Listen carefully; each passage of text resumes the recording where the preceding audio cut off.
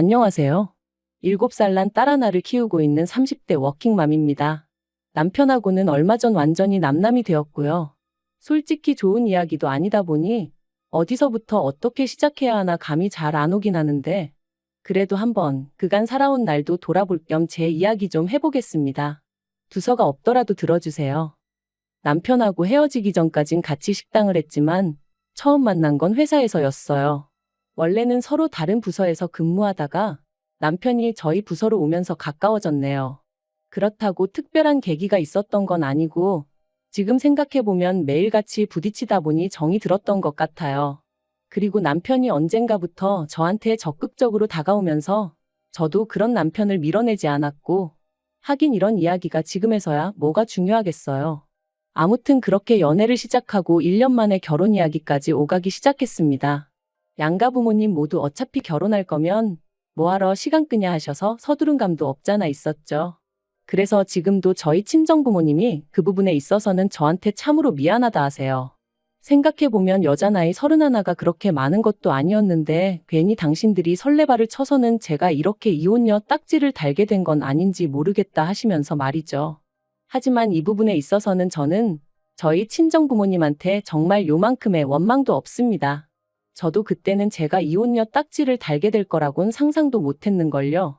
어쨌든 연애하는 동안 사소한 다툼 한번 해본 적이 없었으니 결혼을 한다면 남편과 하는 게 당연하다고 생각하기도 했었고요. 결혼할 때 시댁에서 3천 해주셨고 친정에서는 1억 좀 넘게 해주셨어요. 어쩌다 이렇게 차이가 많이 나게 되었냐 하면 이야기가 복잡해지는데 빨리 결혼하라며 서둘렀던 시부모님은 처음에만 하더라도 집을 해주니 뭐를 해주니 하시며 말씀이 참 많으셨습니다. 그리고 그쪽에서 그러고 나오니 저희 친정에서도 어느 정도는 해서 보내야겠다 생각하셨고 그래서 1억 정도를 예산으로 잡으셨던 거죠. 하지만 빈수레가 요란하다더니 막상 본격적으로 신혼집을 알아보고 그러니까 자꾸만 어머님의 말씀이 달라졌습니다. 처음엔 역세권까지는 아니더라도 번듯한 아파트 한 채는 사주겠다고 하셨다가 급하게 구할 필요가 있냐 하시면서 일단은 전세로 살면서 좋은 매물이 있는지 보라고 하시더니 나중에는 전세보단 속편하게 월세가 낫겠다 하시고 그러다 나중에는 3천만 원을 해줄 테니 이걸로 일단 월세 보증금을 하랍니다. 돈이 없는 게 아니라 여기저기 묶여 있어서 현금화할 형편이 안 된다 어쩐다 하시면서 말이죠. 그리고 물론 시부모님 재산인 만큼 제가 이러쿵저러쿵 할 것은 못 되었지만 그래도 기대와 실망이 반복되니 나중엔 그냥 시부모님 입에서 집 얘기가 나오는 그 자체가 짜증이 나더라고요. 뿐만 아니라 그럴 때마다 이번엔 어떻게 친정부모님께 상황을 알려야 하나 싶은 게 그래서 아닌 게 아니라 파혼 이야기가 나오기까지 했었습니다. 그런데 그때 저희 남편이 저희 친정부모님을 찾아와 무릎 꿇고 아주 맹세를 하더라고요. 자기도 이번에 자기 부모님이 이런 분들인지 처음 알았다 하면서 앞으로 사는 동안엔 절대로 이런 일은 없을 거다. 자기를 믿고 저를 보내달라. 남부럽지 않게 살게 해줄 거다. 그리고 저희 친정아버지 말씀이 그 당시에는 그래도 저희 남편 눈에서 불타오르는 열정과 진심 뭐 그런 걸 보셨답니다. 물론 지금은 당신이 뭐에 홀렸던 것 같다 하시지만요. 그래도 결국 우여곡절 끝에 저희는 결혼을 하게 되었고 그렇게 시댁에서는 삼촌 친정에서 1억을 지원받았습니다. 그래도 저희 시부모님 특히나 어머님 어찌나 의기양양하시던지 계속 하시는 말씀이 없어서 안 해주는 게 아니라 상황이 안 따라주는 거라면서 말이죠. 그런데 그때는 저도 뭐 기대랄 게 아예 없었기에 네 하고 그냥 한 귀로 듣고 한 귀로 흘렸어요. 그냥 저는 저대로 남들 하는 만큼 며느리돌이만 하자고 마음을 먹었고요. 그러다 제가 결혼한 지 3년 만에 어머님한테 아주 질려버리게 된 일이 있었으니 그건 바로 저희 친정아버지가 저에게 출산 선물로 차를 사주셨을 때였습니다. 친정아버지께서 애가 태어나면 어쨌든 집에 큰 차 한 대는 있어야 한다 하시면서 차를 한 대 사주겠다 하셨거든요. 그리고 저는 처음엔 정말 극구사양했습니다. 이미 저나 남편이나 각자 끌고 다니던 차가 있기도 했고 차를 사더라도 저희 능력으로 사야지 친정 부모님한테 손을 벌릴 수는 없다고 생각했죠. 하지만 친정 부모님께선 마침 가게 일도 술술 잘 풀리고 있는 만큼 이 정도는 해줄 수 있다 하시며 거절하지 말라셨습니다. 이런 것도 능력될 때 해주는 거지 나중엔 저희가 사달라고 해도 못 사줄지 모른다 하시면서 말해요. 그래서 결국 저는 못 이긴 척 감사한 마음으로 받겠다 했는데 옆에 있던 남편이 어찌나 좋아하던지. 그리고는 말하기를 제가 아이 낳고 육아휴직에 들어가면 사실 운전할 일이 많이 없을 거 아니냐면서 그러면 자기가 종종 끌어도 되겠냐고 묻더라고요. 그래서 그럼 당신 차는 어쩌고 했더니 내 차는 처제주면 되잖아 그러는데 나름대로 그것도 방법이겠다 싶었어요. 그래서 좋은 게 좋은 거다 싶어. 남편도 그렇고 저도 그렇고 저희 친정 부모님도 그렇고 새 차의 주인이 누구냐에 대해선 크게 개의치 않기로 했죠. 그런데 정작 어머님께선 남편 차를 어떻게 처리할지를 두고 어떻게 당신과 상의 한마디 하는 사람이 없냐며 크게 화를 내셨습니다. 그리고는 덧붙이시기를 그 차를 사던 당시 어머님이 현찰 600만 원을 보태주셨었다면서 그러니 그 차의 소유권이 어머님한테도 있는 거라며 제 여동생을 줄 거면 그 600만 원을 토해내라는 거예요. 얼마나 어이가 없던지. 그래서 남편한테 어머님이 그렇게 말씀하시니 당신은 그냥 계속해서 당신 차 끌고 다니라 했습니다. 친정아버지가 사주시는 새 차는 그냥 내가 끌고 내가 타던 차를 여동생에게 주는 게 맞는 것 같다면서 말이죠. 그랬더니 남편이 그냥 어머님한테 600만 원 드리고 원래 하기로 한 대로 하면 안 되냐대요. 그래서 그건 내가 납득이 안 돼서 싫다 했습니다. 당신 총각 때 보태주신 돈을 그것도 빌려주신 것도 아니고 그냥 주신 거라면서 이제 와서 왜 그러시는 건지 이해가 안 된다고. 그러니 못 드리고 드리기 싫다 했죠. 그랬더니 남편이 그러지 말고 용돈 드린다 생각하면 안 되겠냐는데 거기서 짜증이 팍 나더라고요. 솔직히 이렇게까지 비교는 안 하려고 했지만 남들은 며느리가 임신했다고 용돈 주고 애 낳을 때 되면 산후조리 비용도 대주고 그런다던데 저희 시부모님은 그런 거 제 앞에서 입도 뻥끗 안 하셨어요. 그래도 뭐 사람마다 사정이 다른 거니까 그러려니 했지 서운한 기색 단 한 번도 내비친 적이 없었거든요. 그런데 이제 뭐 돈까지 내놓으라 하니 제가 기분이 어땠겠어요? 그래서 남편더러 그런 뻔뻔한 소리는 좀 하지 말라고 했습니다.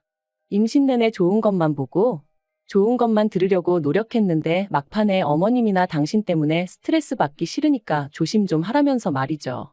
그랬더니 남편도 더는 말은 안 했지만 생각할수록 어머님 심보가 어찌나 얄밉고 괘씸하던지 정말 그나마 그래도 남편을 세상에 있게 해주신 분이니 잘해드려야지 했던 마음이 아주 산산조각이 나는 기분이었네요.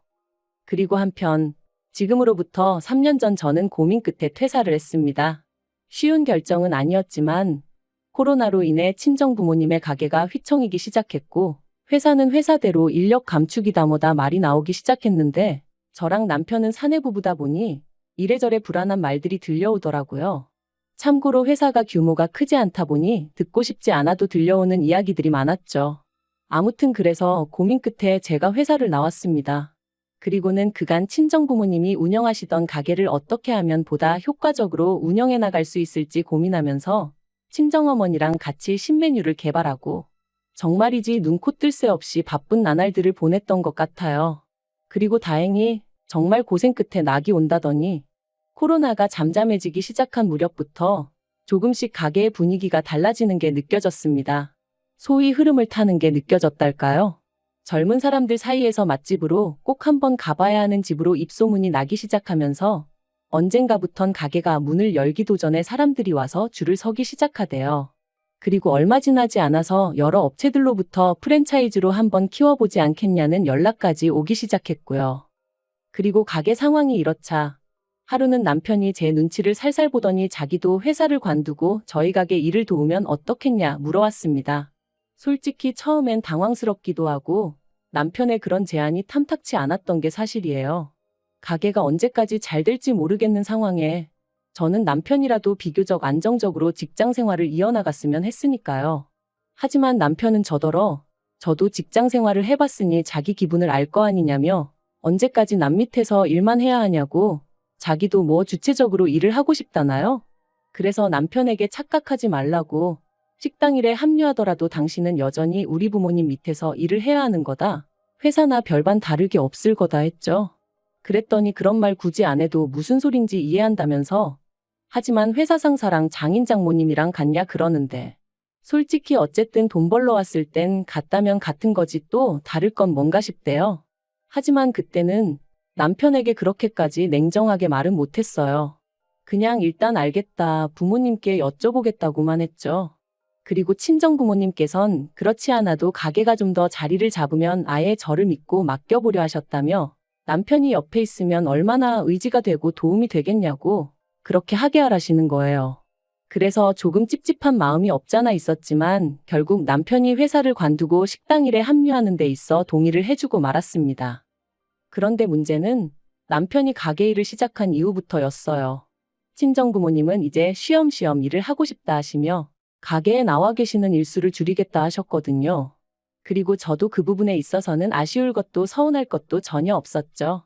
오히려 잘 됐다고, 잘 생각하셨다고 했으니까요. 그리고 친정부모님은 한 가지 조건을 더 거셨는데 가게 메뉴의 기본이라고 할 수 있는 양념장, 저희는 비법 소스라고 불렀는데 아무튼 그건 어떻게 만드는지 절대로 못 알려주신다고, 그러니 필요하면 저희더러 사다 쓰라고 하셨죠. 남편이 합류하고 3달쯤 흘렀을 때부터는 친정부모님은 일주일에 한두 번 정도만 가게에 얼굴을 비추셨고 비법 소스를 만들어주시는 대신 달에 150만 원을 받아가셨어요. 그리고 이 안에는 재료비에 친정부모님의 수고가 들어가 있었으니 저는 결코 그 돈이 많다고 생각하지 않았습니다.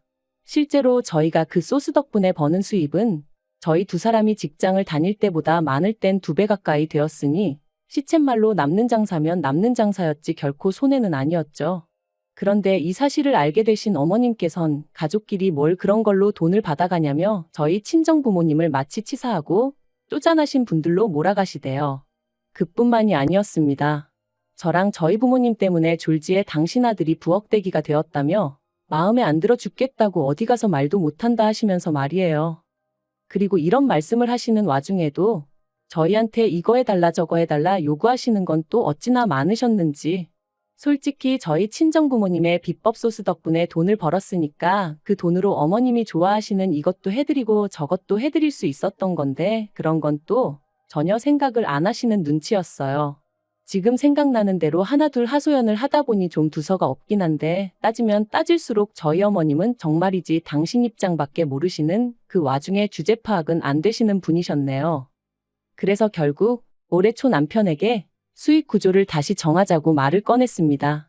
남편은 월급제로, 그리고 친정부모님께는 비법 소스를 만들어주시는 거 외에 제가 그 비법 소스에 대한 사용료를 드리겠다 했죠. 간단하게 용돈을 더 드리겠다 하지 않았던 건 그럼 보나마나 시부모님 특히나 어머님께서 가만히 계실 리가 없었기 때문이고요. 그랬더니 남편이 자기가 왜 월급제냐며 화들짝 놀라더군요. 그래서 솔직히 당신이 나와서 하는 게 뭐가 있냐고, 주방에서 일을 하기라냐, 그렇다고 요리를 할 줄 아냐.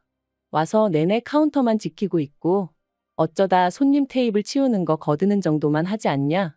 그런데 왜 당신하고 나하고 수익을 반반 나눠야 되냐고, 그건 말이 안 되는 것 같다고요. 그리고 걸핏하면 우리 부모님한테 돈 드리는 거 가지고 어머님이 감나라 배나라 하시는데 솔직히 듣기 무척 거북하고 짜증난다 했습니다. 그러니까 앞으로 어머님한테 드리는 용돈도 당신이 당신 월급에서 알아서 챙겨드리라고도 했죠. 그랬더니 이제 정말 난리가 났습니다. 가뜩이나 자기한테 장부를 투명하게 오픈하지 않는 것도 섭섭했고 자기가 봤을 땐 그 비법 소스인지 뭔지 원가는 50만 원도 안 들 것 같은데 제 성격에 그런 거는 하나도 따져보지도 않고 그냥 장인 장모님이 150달러니까 그만큼 주는 거 보고 솔직히 자기가 저한테 너무 실망을 했대요. 반대로 그게 자기 부모님, 그러니까 시부모님이 그랬으면 제가 그렇게 대충 넘어갔겠냐면서요. 어이가 없었죠. 저희 부모님한테 가게를 받을 때 권리금도 한 푼 안 드렸어요. 제가 드린다고 했지만 친정아버지께서 딸한테 권리금을 받아서 뭐 하냐며 용돈이나 잘 줘라 하셨기에 조금 넉넉히 챙겨드렸을 뿐이거든요. 그리고 이 전후 사정을 남편도 뻔히 다 알고 있었고요. 그런데 피는 못 속인다더니 누가 어머님 아들 아니랄까봐 자기한테 불리한 건 싹 다 잊어버리고 모른 척하고 그냥 자기 기억하고 싶은 대로만 기억하면서 상대를 나쁜 사람으로 몰아가니 말이 통하지가 않았죠. 그래서 제가 남편한테 진짜 당신같이 뻔뻔한 사람은 처음이다 내력이냐 했습니다. 그랬더니 남편이 저더러 가게 팔아서 반을 위자료로 달래요. 자기도 이런 대접 받으면서는 못 살겠다나요? 하지만 그게 말이 되냐고요. 더 웃긴 건 자기도 어디 가서 뭘 좀 알아보고 왔는지 그렇게 대판 싸우고 며칠 뒤 그냥 협의 이혼하자더군요. 그래서 이혼했어요. 양육비는 안 받는 대신 남편이 못 만나가는 조건으로요.